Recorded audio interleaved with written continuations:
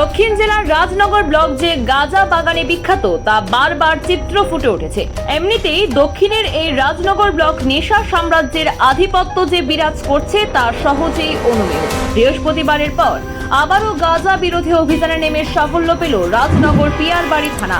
গোপন সংবাদের ভিত্তিতে এই অভিযান চলে রবিবার ভোর 4:30 নাগাদ রাজনগর ব্লকের মনাই পাথর সহ ওমচেরা এলাকায়। সকাল 7:30 পর্যন্ত চলে এই অভিযান। 3 ঘন্টা ব্যাপী অভিযানে এই দুই জায়গার 9টি প্লট থেকে 18,000 গাঁজা গাছের চারা কেটে আগুন দিয়ে জ্বালিয়ে ধ্বংস করা হয়।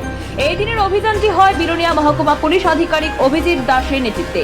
সাথে ছিলেন রাজনগর পিয়ারবাড়ি থানার ওসি রতন রবি দাস সহ পিয়ারবাড়ি থানার পুলিশ বাহিনী, রাঙামুড়া ও শ্রীরামপুর ফাঁড়ির পুলিশ। এছাড়া সহযোগিতার হাত বাড়িয়ে দেন 43 নং বিএসএফ এর এসআই শ্রাবণ কুমার জাট এবং অন্যান্য বিএসএফ কর্মীরা।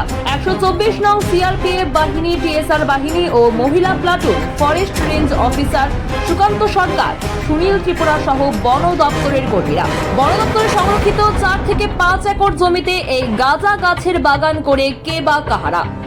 আজ পিয়ারবাড়ি থানা এবং আমাদের দুই outpost 43 BN BSF, 124 BN CRPF, TSR এর মেন উমেন প্লাটুন এবং ফরেস্ট ডিপার্টমেন্টকে সাথে নিয়ে আমরা আজকে মনাই পাথর ওয়াংছড়া এলাকাতে গাঁজা গাছ ধ্বংস বিরোধী অভিযান করি। এই অভিযানে আমরা সর্বমোট 18,000 গাঁজা গাছ ঘটনাস্থলেই কেটে ধ্বংস করি এবং কেরোসিন দিয়ে পুড়িয়ে দেই। এইরকম অবৈধভাবে আর কোথায় কোথায় আমাদের এই এলাকাতে গাঁজা চাষ হচ্ছে এগুলো আমরা খুঁজে বের করছি এবং এইরকম অভিযান আমরা আগামী দিনও জারি রাখবো।